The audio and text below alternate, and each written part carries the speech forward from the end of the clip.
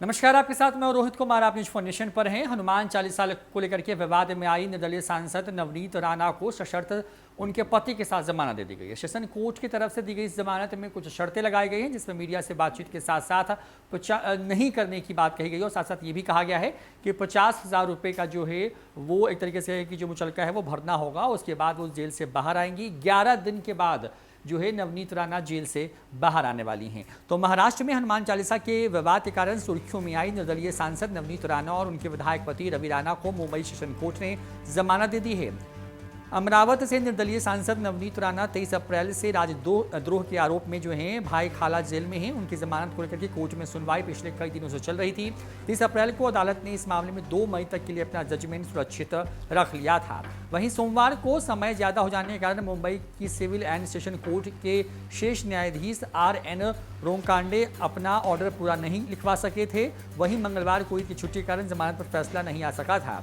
अब बुधवार को अदालत ने राणा दंपति को जमानत दे दी है। हालांकि कोर्ट ने सबूतों से छेड़छाड़ नहीं करने और मीडिया से बात नहीं करने सहित कई अन्य प्रकार की शर्त के साथ राणा दंपति को जमानत दी है। वह आज शाम तक जेल से रिहा भी हो सकती हैं।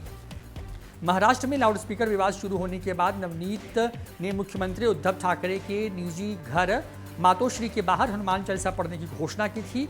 उसकी इस घोषणा के बाद जो है मुंबई पुलिस ने राणा दंपति को गिरफ्तार कर लिया था। बाद में उनके खिलाफ राजद्रोह का मामला दर्ज किया गया था। इस बीच बुधवार सुबह नवनीत राणा को मुंबई के JJ हॉस्पिटल में शिफ्ट किया गया था। उनको पीठ में दर्द की शिकायत थी और इसके बाद जो है उनका वहां पर CT स्कैन भी कराया गया। तो बड़ी खबर है, जब नवनीत राणा को बेल के बाद जो है वो उनके समर्थक की तरफ जहां जश्न मना रहे, दूसरी तरफ जो है सेशन कोर्ट ने कुछ पाबंदियां लगाई हैं उनके ऊपर, जिसमें वो इस पूरे मामले को लेकर के जो है मीडिया से बात नहीं कर सकती हैं। एक तरीके से मीडिया के सामने आने पर उनकी रोक होगी। दूसरी तरफ जो है ये कहा गया है कि वो सबूतों से छेड़छाड़ नहीं करेंगी। तो ये बड़ी खबर सामने आ रही है। बता दें कि महाराष्ट्र में राज ठाकरे ने सबसे पहले शुरुआत की लाउडस्पीकर बैन करने की मांग के साथ में, और उसके बाद जो है नवनीत राणा जो है वो इस विवाद में कूद पड़ी। उन्होंने कहा कि अगर किसी को आपत्ति है तो सब कुछ पर होनी चाहिए, यानी लाउडस्पीकर अगर मंदिरों में बंद होना चाहिए तो मस्जिदों से भी इसको बंद करना चाहिए। इस तरह की बात सामने आई। उसके बाद उन्होंने अचानक से हनुमान चालीसा पढ़ने की बात कही और ये तक कहा कि वो अपने समर्थकों के साथ में मातोश्री, जो कि उद्धव ठाकरे का व्यक्तिगत आवास है, वहां पर पहुंच करके उसके बाहर में सामूहिक पाठ करेंगे। उसके बाद मुंबई पुलिस ने जो है इस पूरे मामले पर जो है उनके खिलाफ FIR दर्ज की और उसके बाद उनको अरेस्ट किया गया उनके घर से।